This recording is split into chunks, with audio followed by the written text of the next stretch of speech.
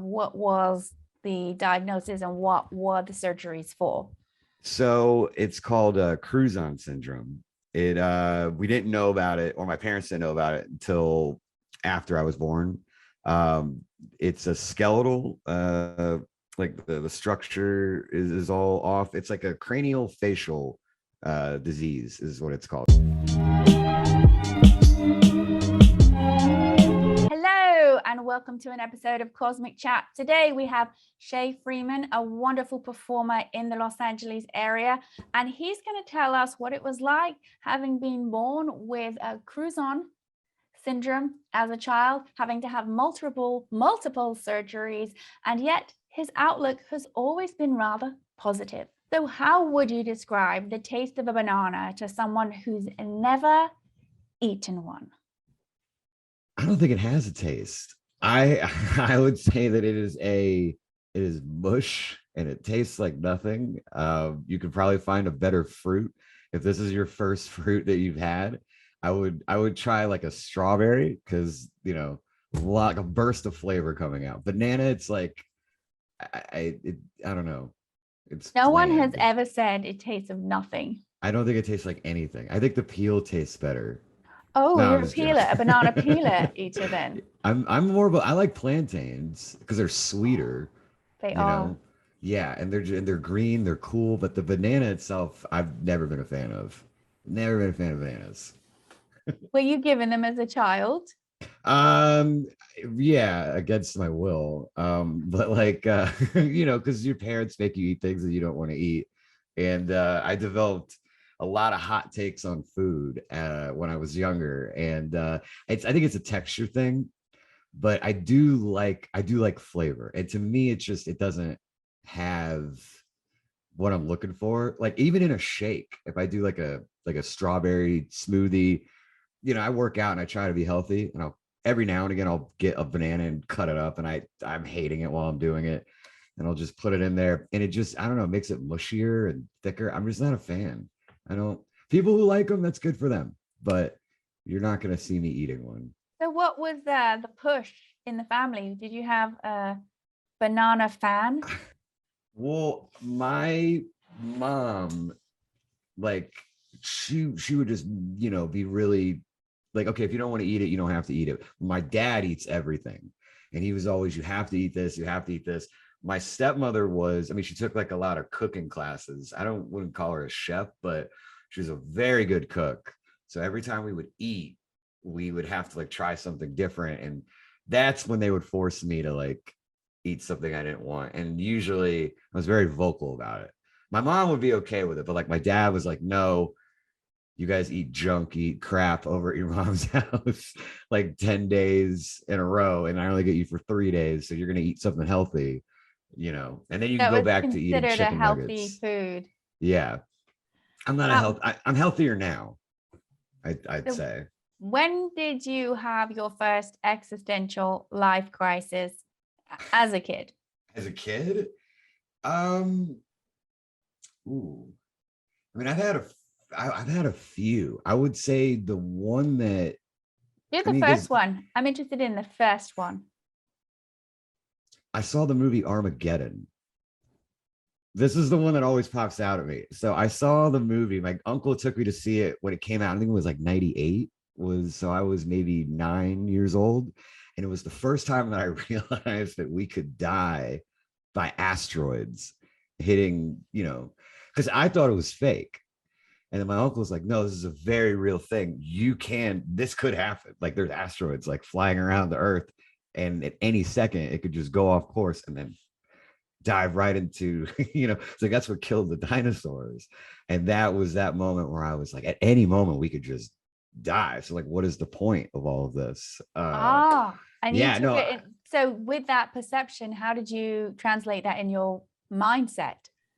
as far as, I mean, what scared the hell out of me, because I figured, okay, well, you know, like I went to like a religious, like Christian school. So, you don't want to die and then go to hell. You want to die and go to heaven. So I think it shaped me to like do more with my time and like just be a better kid, Um, because like you can't have like the fear of dying or the fear of whatever. You just got to live in the moment, and like whatever you do, you should at least try to do the best you can. And I mean, maybe that was the positive thing I took out of it, but mostly it was just pay attention to asteroids, just in case. Like I don't think it really, because as a kid, like I mean, my situation was different because I had gone in and out of like hospitals, and like during the summers I would have these surgeries where, you know, like before the surgery, we'd have people like praying for me because they think, oh, okay, well, you're probably gonna die. And Were they life-threatening surgeries?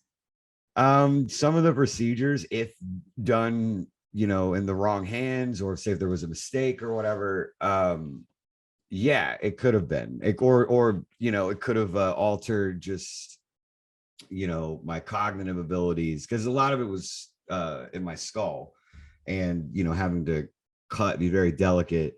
So yeah, like long 10-11 hour surgeries, and you don't know if you're going to wake up, or but I never. But that's funny that you asked that question, because I would say that, like, yeah, my first existential crisis was not an hour before like a life-changing surgery. It was like 10 minutes after seeing a Bruce Willis movie about asteroids. But yeah, I feel like maybe because of all of those times that I had to worry about, oh, this could be different and maybe this might not work out, that I never really worried about like death or like existence until I started thinking about it from like other people's perspective, like my family and friends and stuff. Like this could be it for everybody. I don't When know. do you first remember everyone coming over and praying? How old were you? I was 8 years old. So that was the summer of 97. I had just done my first year of elementary school, made a lot of friends. Uh, it took a while to get them to warm up to me, but then, at the end of the year, we had this big party at Chuck E. Cheese, and it was great. And some of the kids had been explained to by their parents that Shea is going to have this really big surgery, and he might, come out looking a little different, and he's going to be in a lot of pain. So this is the last time you're going to see him this summer. And like that, like I know the school was always very supportive of me and my family, and like what we had to go through, and like the time that I would miss too. And so yeah, they, like, I remember there was the pastor of the church, my elementary school principal, and one of my teachers came, and they were like elders like within the church, and they all prayed. And it was, I mean, it was nice, to have people care about you. I think like that was, and then from there, they would tell all the other students, and I would get like letters, and I would get, little drawings and stuff from kids who were older than me, kids who were younger than me. Like, yeah, I mean, it felt cool. It felt, like, all right, I'm kind of special here, because every kid wants to feel special, right? Right. That's So for we all those strive who for it. are listening to this, not watching the class, let's give a little bit of background of what was the diagnosis and what were the surgeries for. So it's called Crouzon syndrome. It we didn't know about it, or my parents didn't know about it until after I was born. It's a skeletal, like the structure is all off. It's like a cranial facial disease is what it's called. So basically just altered the way I looked. I don't know too much about it, but what I can say is that, because it's one of those, it's a rare thing. Not a lot of people have it. I have a couple of different things that have nothing to do with each other, but they've kind of balanced everything out. But yeah, basically I had one layer of skull. We all as babies have like the soft spot, and then we develop a second layer. But I had a crack in my skull that went from the top all the way down, like the middle of my face. And because of that, I was not able to develop that second layer. So I only have one layer, even to this day, as an adult in my 30s. Like I still just have that one layer of skull. And it caused a lot of issues when I was younger. Because like when you're growing, you're growing too, but your bones are also growing, and my skull wasn't growing. So that caused me to stop breathing when I was about, well, it happened a couple of times, but the scarier one was when I was 3. I stopped breathing. I didn't have like a pulse or anything. They had to take me in and give me a tracheotomy. You remember at 3 years old this event? No, no, I it's funny because I've heard different accounts of the day. It was on Valentine's Day, actually. And my parents, they both tell the story a little, because I think either one of them like wants credit for finding me dead, which is a weird thing to want credit for. But but this, to save my life, essentially. But yeah, they've told me a number of times about what had happened and what was going through their mind. Yeah, I know. They just want to be the ones Yeah. that can say they brought you back to life. Well, so my dad claims that he found me because I had to sleep in like this oxygen chamber thing, like a little zip up bag, because my breathing was really, really bad. And they were going to have the tracheotomy. They had planned it actually. And then, but a week and a half before the surgery, it happened that I stopped breathing. But he claims that he found me in the bag, and he was a lifeguard, and he found you in a bag. Well, yeah, they put me there to go to sleep. Okay, like it's totally normal. Oxygen bag. It's not just like out of Sainsbury's or Safeway or something, Yeah, not a placky bag. Right. It's not like CVS, nothing like that. It's you have to pay a lot of good money for it. But he like unzipped me, and then he walked out of the room because my brother had just been born a couple months before. So, they got a newborn they got to tend to as well. And then me with all my, issues. But he left me there, and he came back. He saw that I was blue, and he was like, oh my God. And he, saved me. But according to my mom, it was my brother who woke her up. And then she was the one that found me. So they're basically fighting over who right. saved you. Who should you be more indebted to, Shea? Oh, well, if I have to be honest, probably my brother, because if he was crying, he was being a little baby. So I'm not going to give either of them the credit, just because, they were probably using it in custody battles over like who saved the kid's life first. But so they did divorce. They actually, it's funny. They were gonna separate, like they were kind of separated before my brother was born. I'm not gonna take credit for the end of my parents' marriage, but I'm pretty sure I made it a little harder on them, just given all the things that I was going through. Stresses. They were young. They were my age when they had me. So do you think they were as mature as you are? No. As a matter of fact, I'm even amazed that they lasted as long as they did. This podcast, will they? Nah, well, they will. My dad probably will. But because my dad's really, he's a smart guy. He reads, which my mom does not. Not to say that my mom doesn't, like she just has her own things that she likes to do. But my dad's a little more insightful when it comes to certain things. He actually would probably be interested in this. But so, all right. So if he's listening, I do have to say for the record, my dad did get my my heart going again, long enough for the paramedics to like come and take me to the hospital. So I do give him credit for that. Like he was a lifeguard, he knew what he was doing. But they were gonna split, and I know that they were worried about me. Let me just get a point of reference here. Yeah. They were going to split around the time you were 3, or no, before that. Before that. Before that. Was it going to split before you even came into the world? Well, no. I think they were happy at that point. I think maybe a year and a half or so after I came around, the stress of not only having a baby, but having a baby with so many medical issues and the stress of not knowing what's going to happen. Because this was 1989, 1990. Like medicine has evolved, and we know a lot more now about not just like my disease, but like other stuff. And I don't know, like their support system must have been a little different, but I know that they were, it happens. Marriages fall apart. Well, I I don't guess what blame I'm either trying one to, of I them guess what though. I'm trying to get at, maybe you can help me a little bit with this, Hmm, is, you would still have your medical problems, whether they were together or not, true. Yeah, I right? And would. so Yeah. if they were going to,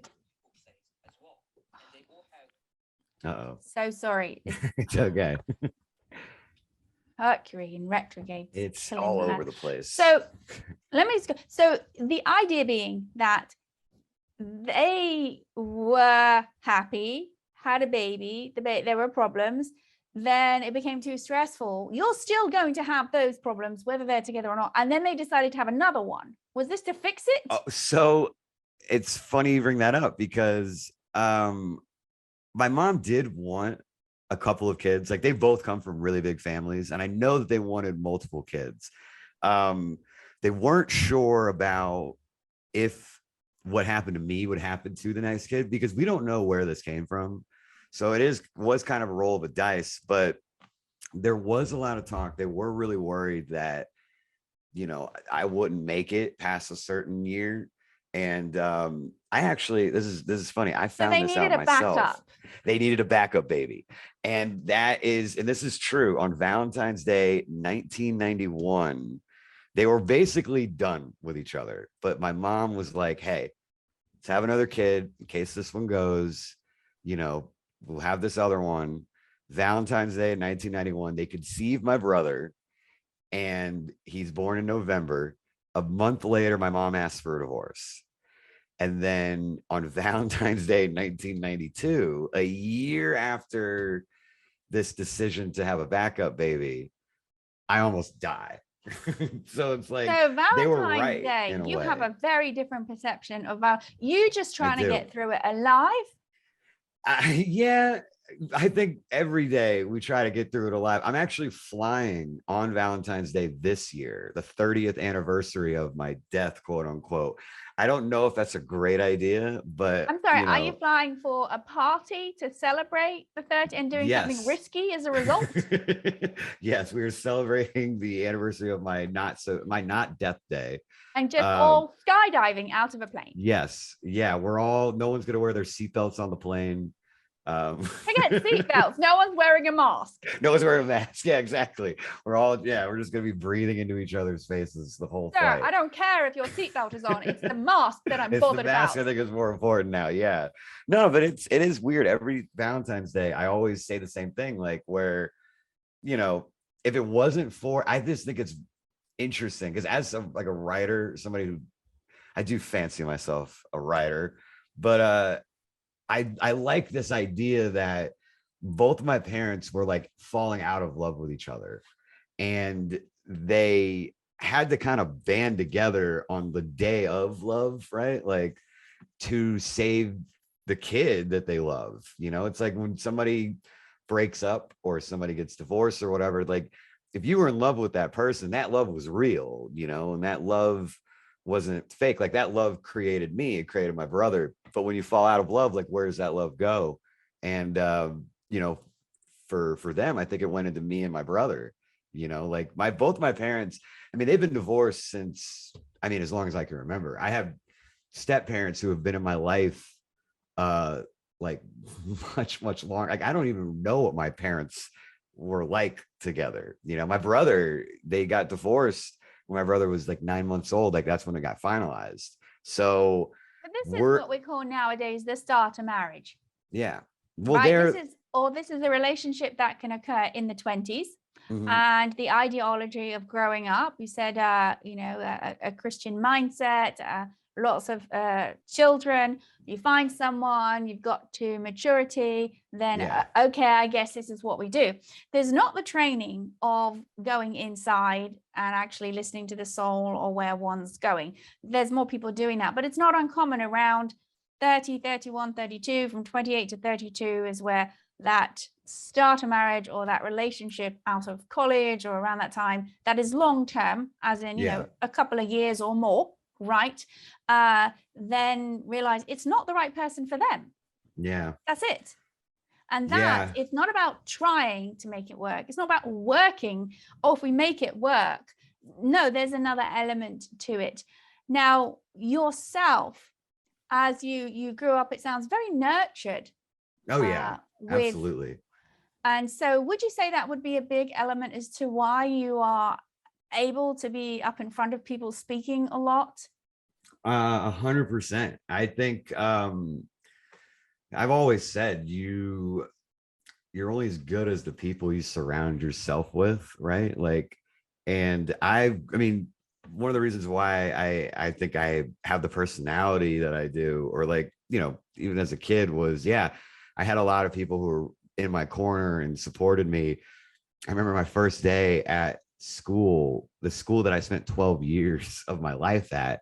The first week we had a meeting, an assembly in the school's chapel. It was a really small school, but you could fit everybody in the chapel. So there was probably about 300 people, 400 people in there from like, first grade on to 12. And it's the principal, it's my mom. And then right behind my mom is me with this little bowl cut, just so shy, but my mom was like, this is my son, this is his face, this is what it looks like, this is why, but he's a little goofball, he's a drama queen. I was a very expressive child, so I could be a little shy when I was younger, just because like I was afraid that other kids don't want to play with me, like I wanted the friends and I would chase after it. And I've never been like shy about speaking up and talking. And it is because like my mom and my dad were always like, you have to like educate these people, and you got to be the one to show them what this is all about, like who you are. Were you mocked on the playground? Not really. At least not by people that I knew. Like at school, I had a lot of friends. I grew up very, I wouldn't say popular, but like I had a lot of friends because we were a small school. It helped that I went to a private school. My mom didn't want me to go to a public school because she was worried that I would get picked on, but also the last public school that I had gone to put me in special ed because they were like, he's not ready, or the kids aren't ready for him. So it had nothing to do with, my intelligence level or my learning abilities. It was mainly the other kids can't handle the way that you look, so you're going to go to special ed. And my mom didn't like that. And I think, yeah, like with the school that I went to, they were very big on including me. And because of that, I had so many friends. And even if I would go to like, say a neighboring park or like a basketball court somewhere, and there would always obviously be like stairs, and teenagers can be, a little rude. I think we can agree, and but I always had my friends with me, and there was never like, if someone was going to say something to me, I was going to say something back. Like I was never afraid to like, I think that's what helps me out as a comedian, is being able to dish it. I could take it, but I could dish it just as good. Because with what you went through, there could be a consciousness from an individual of more suffering, more chips on their shoulders, as it were, from having to go through all these surgeries. We definitely know situations of people who deal with something far less, and then yet that has tainted their life, the suffrage of what they've gone through. Well, this is what happened when I was a child. And there's you. And even as a young child, your mom is saying you have a sunny disposition, right? Yeah. And seeing that element of you. Do you believe some of that is your personality that you came into the world? I think, I mean, both my parents are very like, this is why I don't know how they managed to make it as long as they did, because they both have like big boisterous personalities. When they go into a room, they have to be seen and heard, and they dominate every conversation, especially my dad. My dad is a charmer. He's a tall, handsome guy, got a good loud voice. That's where I think I get my voice from. But yeah, no, I had a lot of good people to like look up to. And, as a kid, like I would see my dad just, like walk into a room and he's talking to every single person, and, he's making them laugh, or he's like, listen, he's like, yeah. He's like, hey, gives him the handshake. And I always thought that's how I should be, front and center. Maybe not everybody wants me to be front and center because they don't really know what's going on. But again, with this. You have had that role model, but it had to be somewhere in your own consciousness to take that as a positive role model. You could have been with the consciousness of, oh, my dad, everyone likes my dad. No one's going to like me because of what I look like. I'm always the special kid. I just want to be normal. It doesn't sound like you had that. My dad gave me his first name. It was one of the best gifts that I've ever gotten in my life. Unless you were resentful at him. Yeah, the way I always saw my dad was, he's a giant, and he like he gave me his name. And even with all the things that I had, he was like, you're my firstborn. Like, I gave you this because you're Thomas Freeman. I go by Shea, it's my middle name, but it's like, you're me. Like, are the Thomas. Yeah, Thomas Freeman is my real name. Okay. But Shea is my middle name. I was just wanting to clarify. Your name wasn't Thomas. No, Shea no, that would Freeman. Be weird. Thomas Shea everything Freeman. else we've talked about, that would be weird. Yeah, Thomas Shea Freeman is my full name, and I don't go by the name Thomas because my mom hates it. But it's because she didn't want me to be named Thomas. She wanted me to be named Shea. He wrote on the nurses, like when the nurse handed him the thing, he wrote Thomas Shea Freeman. I think she was kind of like drugged out from the thing and she signed it. So she's never actually referred to me by my first name in my entire life. And she never will. Right there. He just took what she wanted, gave him a child. That's the type of guy. He just goes for it, man. I love that. Like, that's why he's my dad. And, I would see these, like I have a younger brother. I don't have older like siblings or anything. I was always the oldest. So, I was taught to be the leader. Like, even my doctor who did all of my, work, he would look at me as like, you're 5 years old, but you're like a leader. Like, you have to be a leader and you have to guide people. And, I took that seriously when I was a kid. I wish that I had the same type of, fervor that I did when I was in kindergarten, because I really thought, I have to lead these. I'm different. I'm special, like I'm the one that's gotta, And what stopped that? Why did that get arrested? Oh, you get older and you have different priorities and you get humbled, along the way. And okay, what was humbling that you remember brought it back, toned it back down? Some people, they want to be like the funniest guy in the room, or they want to be the smartest person in the room, or they want to be the most handsome or the best looking. I always knew I was the funniest kid in class, and I would always try to be the smartest kid in class too. And I felt like I was trying too much at so many different things that I just needed to let somebody else do it. Like, if that makes any sense. Like, I didn't want to be, I don't know.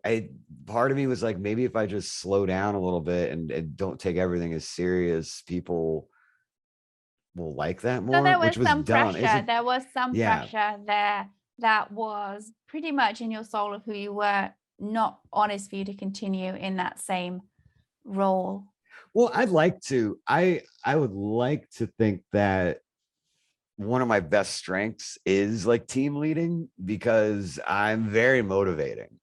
I'm not great at like job interviews where I have to talk about myself in a positive way, but I can motivate people and I can be like, this guy's great. You seem very positive to me. Well, I'm confident. I think that's one of my best qualities. I am very confident, but I'm also very honest. Like, I will, just as much as I'll tell you what I'm good at, I will tell you all the things I'm not good at. And I would probably So give say me those an things example first. in a job interview where you literally just shot yourself in the foot. I've shot myself in the foot so many times because people will ask me like, so how much experience do you have doing like Microsoft Excel? And I'm like, I've done it and I like it. I think it's good. I think I could learn how to do it better, but not really my strengths or whatever. Like people lie on resumes. And I've always had a problem with that. Because I can't we've all told little white lies or, exaggerations, but I can't just blatantly lie. I feel so weird about it. And if I'm looking at a resume that I made, I'm like, well, this is terrible. Like none of these jobs are even real jobs or even things that I'm like I shouldn't be applying for this job. Like, and I'm going to walk in there and they're going to ask me, so what's your experience like, as a receptionist? And I'm like, well, I don't have any. But I should be lying to them. So how do you cope with stress, or if you get overwhelmed by, I don't know, even looking at a resume? Do you have a practice or a routine that helps ground you? For the longest time, I'm always listening to music. I'm always whatever, like on the go, whether it's podcasts or an album or something. Uh, there's always this chatter in my head. And I think one of the best things that I did during the pandemic was just turn off everything and just I would sit in my closet for about 10 or 15 minutes and just kind of breathe, and like try to filter everything out of my brain. And that way I have nothing there. And then ideas could just come back in whenever I would leave the closet. Working out also allowing is good. Something to unwind. In fact, we have our little YouTube shorts where we do some tips.